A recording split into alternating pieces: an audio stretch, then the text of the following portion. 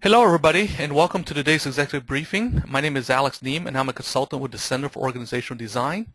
The center has helped firms such as Rockwell, AT&T, Corning, and mid-sized firms deliver superior results through high-performance leadership principles. And in today's session, we include a Q&A session, and I'll be helping moderate the questions as they're coming in. Now, presenting today is Preston Pond, a co-founder of the center. Preston has led projects all around the world. He's also a thought leader on the topic of leadership, having authored dozens of articles and white papers on speaking on the topic. And for the next 30 minutes or so, Preston's going to be sharing with us 3 practices of extraordinary leaders and also 7 ways to build trust. And so without further ado, let me go ahead and turn this over to Preston. And Preston, the floor is yours, and I'm going to be fading to the background and helping moderate the questions, okay? Okay, great. Thank you, Alex. Good morning, everyone, or afternoon, depending on where you are.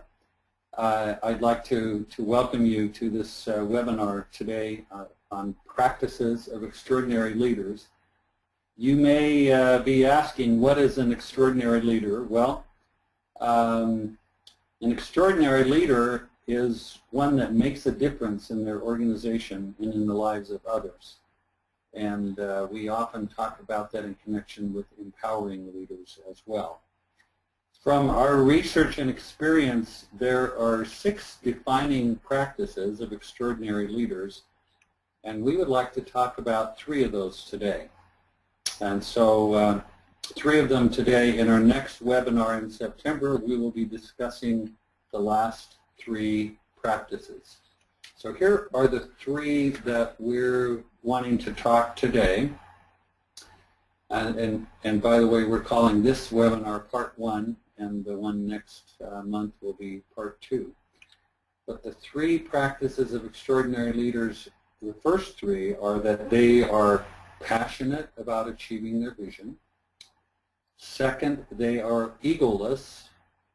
And third, they build and maintain relationships of trust. So I'd like to take each of those 3 things and break them down a little bit and tell you some stories so that you can understand them better.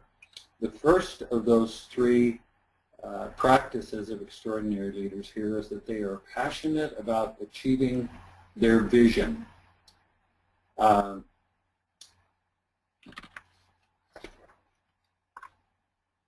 Notice the word achieving.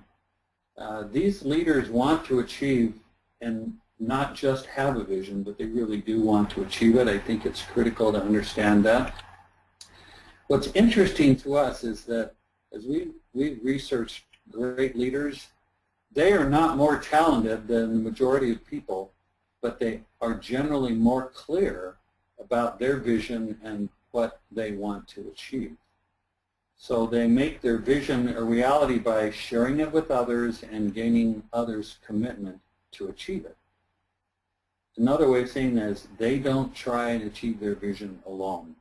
They realize that they must work through others. So the ways that they do this is that they simplify their vision. That's getting clear about their vision. They clarify it throughout the organization, and then they begin to show a lot of enthusiasm for that vision. The second thing that leaders do when they are passionate about their vision is that they cultivate that passion for the vision, and that means they cultivate it in the organization.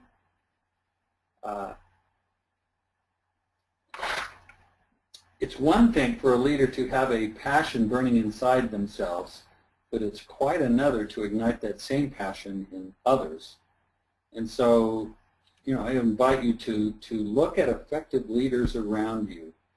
Notice that they will also cultivate passion for their vision in the people around them. They start by involving others and then gaining their commitment to that vision. I'd like to tell you a story. I worked a number of years ago in Champion International in Ohio with a senior leader by the name of Dan, and he was just learning his job, I think. He was a little hesitant and not real confident in the vision and mission and new change initiative that we were involved in. We sat down and he clarified his vision and the department's future. And then he took some time, it took some time for him to simplify and refine it. But as he did so, it gave him confidence. And then he started sharing it with his leadership team, and then in town hall meetings, and then with individual and key players. And his enthusiasm and confidence grew as he did this. And what was like magic is to watch how the enthusiasm and confidence of his people, of his organization, grew as his grew. And so it was like he was recruiting people and individually gaining their confidence. And when they saw this, they felt a connection to him, and they felt a connection for his vision, and we watched it create passion for Dan's vision. So once the vision is clear for an extraordinary leader, like Dan, for example, an extraordinary leader will also focus on outcomes as they share their vision and others. Outcomes are what we focus on that will be different. And so when they identify what will be different in the new organization and what results it will achieve, it then turns people loose to begin to operationalize that vision and to set objectives and to achieve a desired result.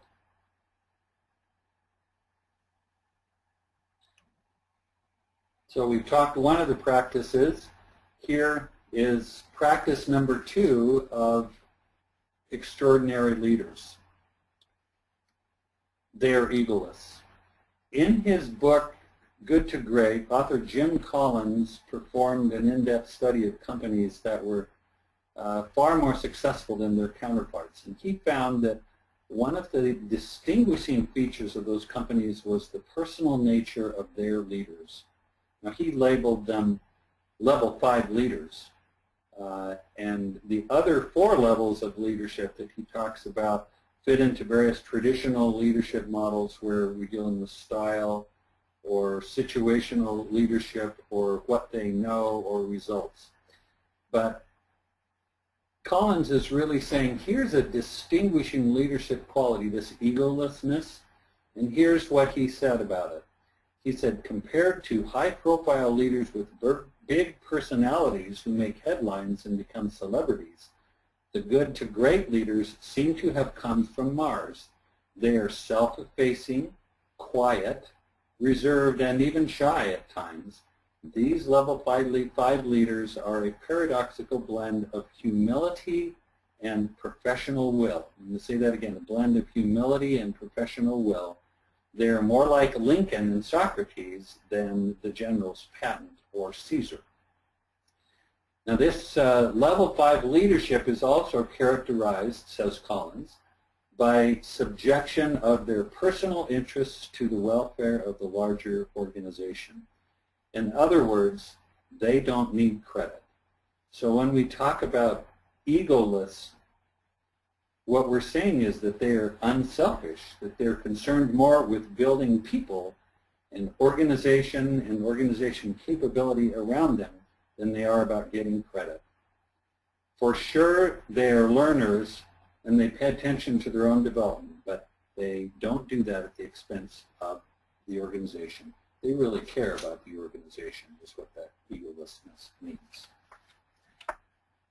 And this is next slide. Another aspect of egolessness is that these extraordinary leaders, they build organization capability.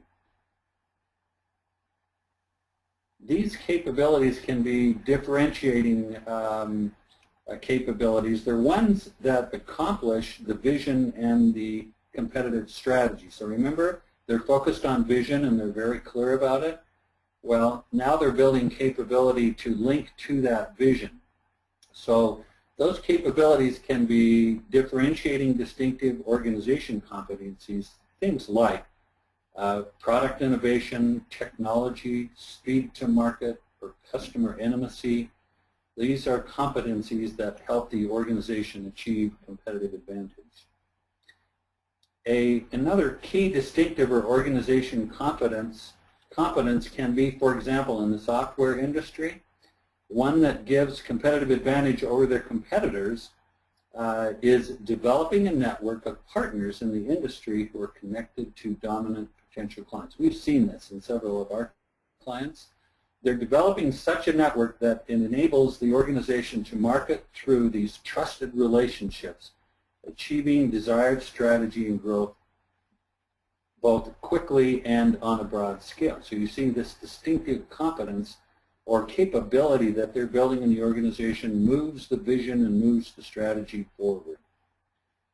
A second way that they build organization capability is to build human capability within the organization. And they build capabilities, these human capabilities are ones like outstanding talent, accountability for results, interdepartmental collaboration. These are human capabilities. Like the picture of the rowing team on this slide, building capability not only improves individual skills, but it helps align and coordinate and focus action on things that will achieve the vision and the strategy.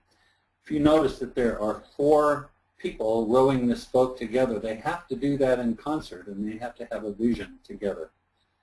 And I'm just going to note that I recently read a book by Daniel James Brown. It's called The Boys in the Boat, and it's about the 1936 Olympic rowing team. They had 9 people in the boat, a coxswain and 8 players, so it's even twice as many as in this picture. But basically, they were preparing to go to the 1936 Olympics. And what you see in this remarkable story is how they built capability for years, and then they focused on the vision and goals, and they talked about keeping their mind inside the boat and focused on their goals and their vision. And that's what helped them win the gold. If we had more time, I might tell you that whole story. But very exciting, great example of how building capability and focusing on vision does, in fact, help you win the gold.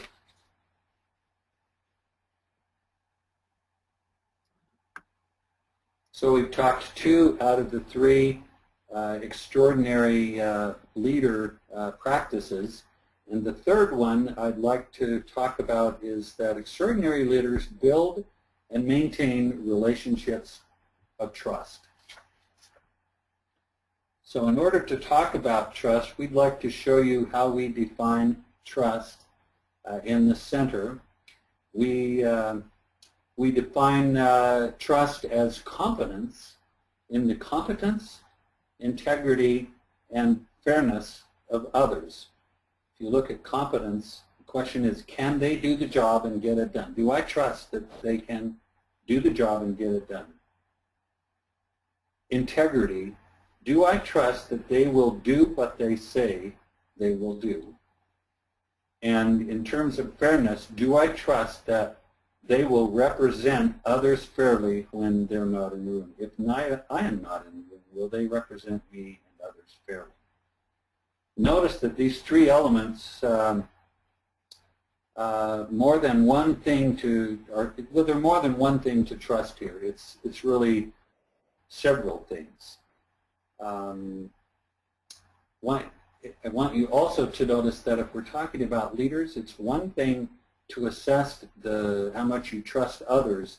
It would be another, and this is a challenge I'm going to put forth, for you to assess how you come across as being trusted in the organization. So we're talking about assessing you in terms of your trustworthiness of these 3 items here.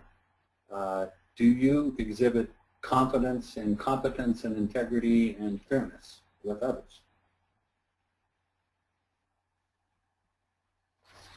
Here's another way to get a sense of whether you are exhibiting that trust.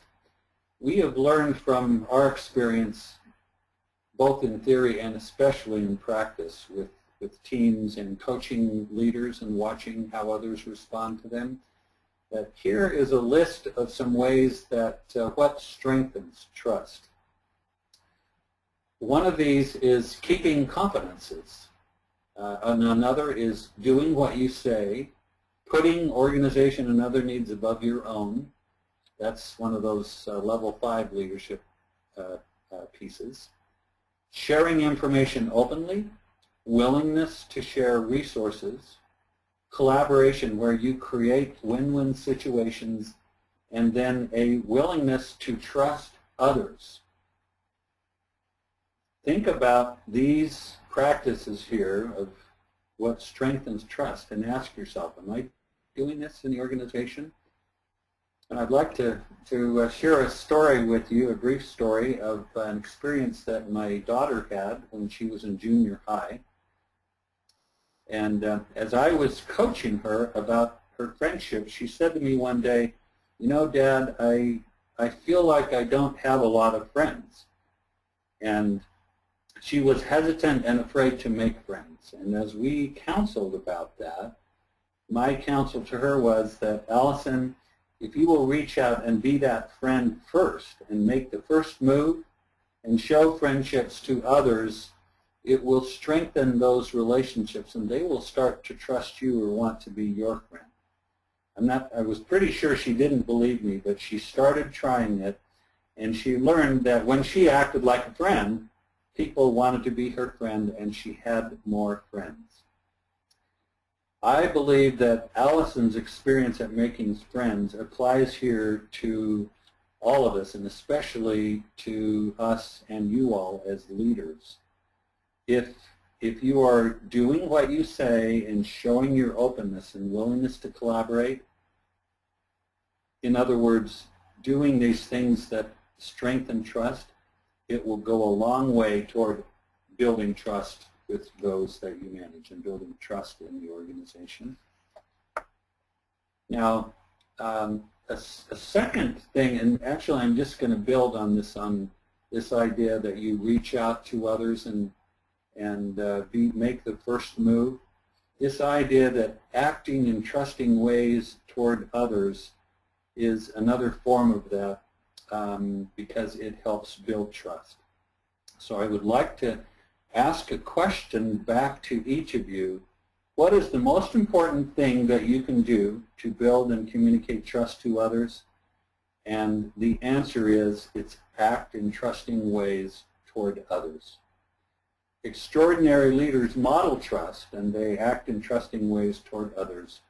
And when others feel it, they're more willing to get on board with the vision.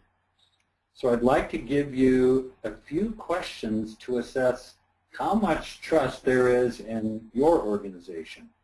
And this is really about you as the leader. First question, to what extent does trust exist in my organization? Second, to what extent can people trust me to achieve business goals? Third, to what extent do I keep my commitments and act with integrity?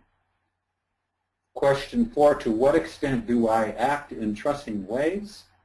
And question 5, to what extent do people feel like I care about them and have their interest at heart? The answer to the questions will tell you whether you're building an environment with trust. Now it starts with you and your openness, because extraordinary leaders set the tone of trust by acting in trusting ways and expecting that of others.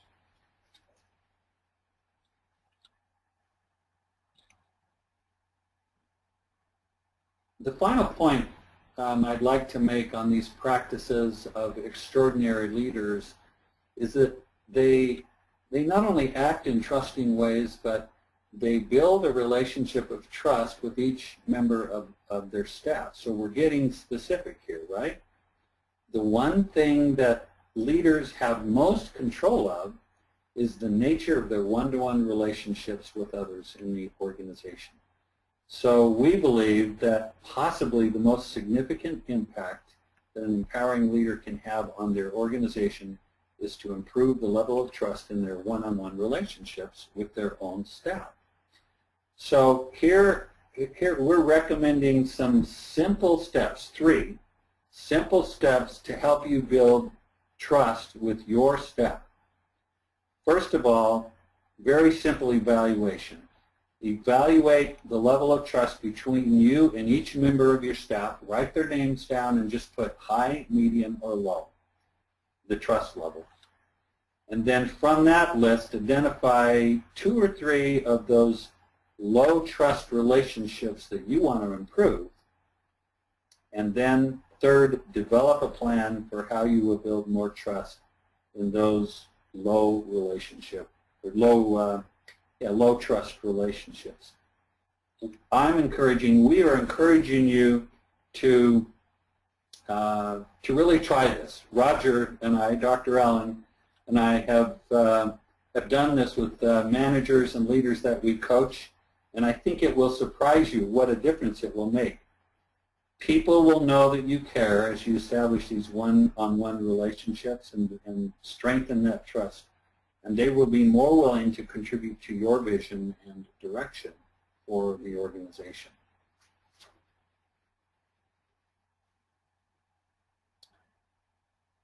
This last slide here, I'd like to just summarize what we have covered. And notice this picture of building vision collaboratively. You can't do it alone. So first point, extraordinary leaders are passionate about achieving their vision. They clarify their vision for everyone, and they cultivate passion for the vision throughout the organization. They don't try and do it alone. Second, extraordinary leaders are egoless. They exhibit unselfish level 5 leadership, and they build organization capability to support it, to support the vision and the strategy. And third, they act in trusting ways. Extraordinary leaders build and maintain relationships of trust. They act in trusting ways towards others, and they build a relationship of trust with each member of their staff.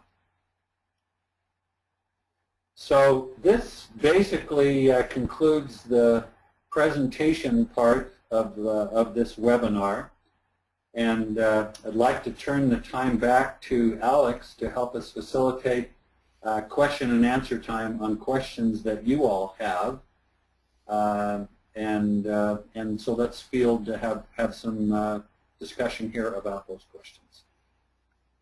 All right. Well, thanks a lot, Preston. And again, folks, my name is Alex. I wanted to go ahead and help moderate the Q&A session of our presentation here. If you don't mind, go ahead and type in if you have any questions, go ahead and type into the chat box, and then I'll be filling them, and then I'll be repeating them for Preston right here. And in the meantime, Preston, there was already a question that came in the middle of the presentation, yes, asking if you can repeat the 5 questions that you were enumerating earlier. Yes, sure.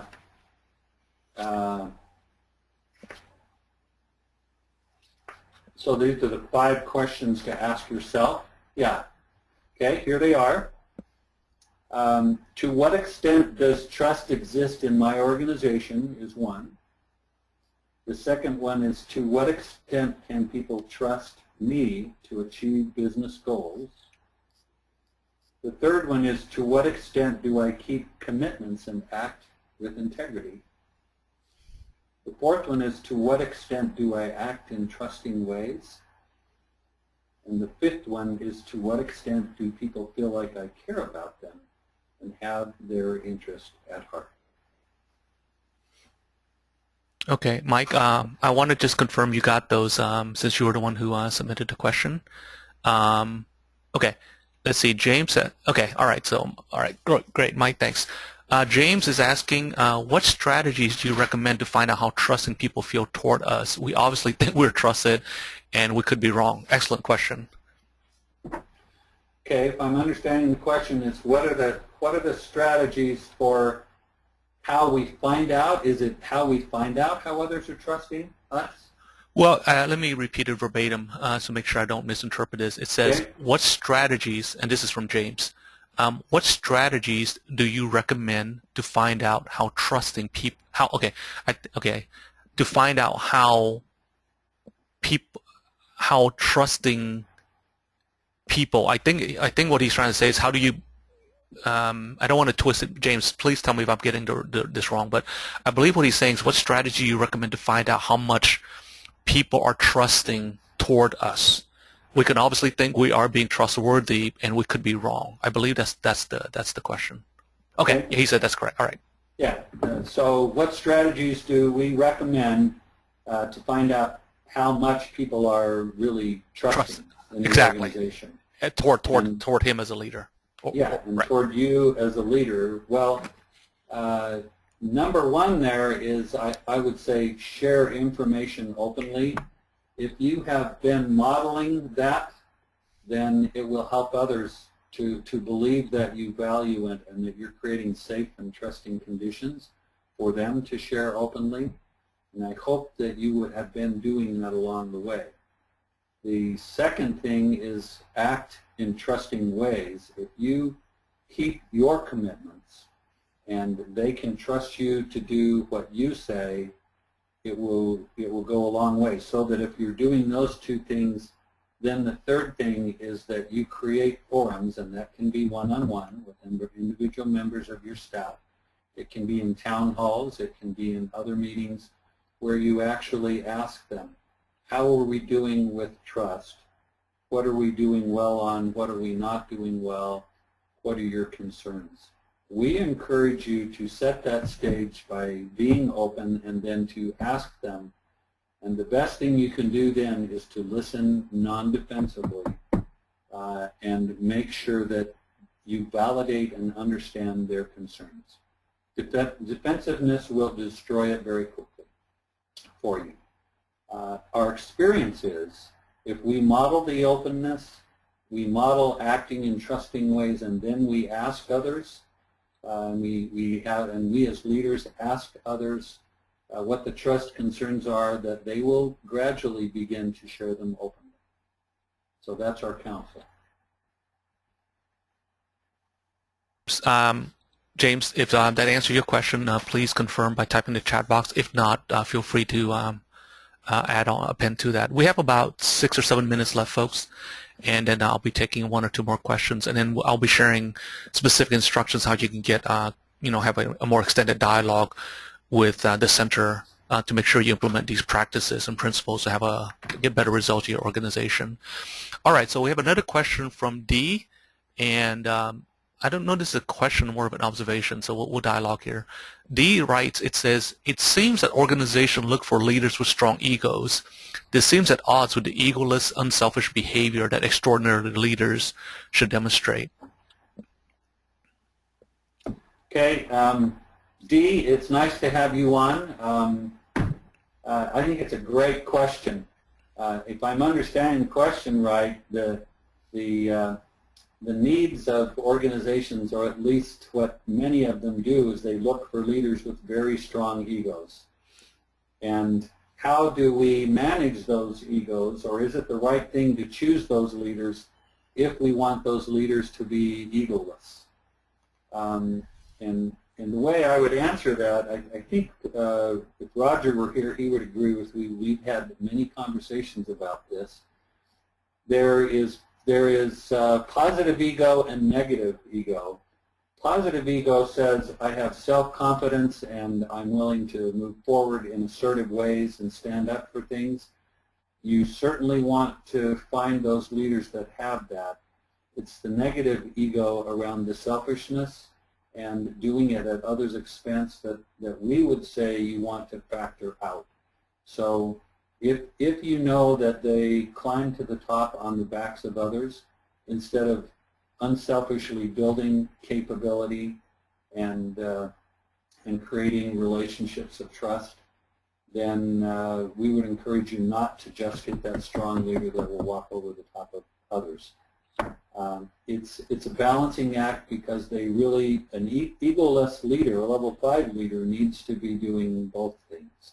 They need to be strong in the positive ways, but they need to not be destructive in win-lose ways, but rather to build that capability in collaborative ways.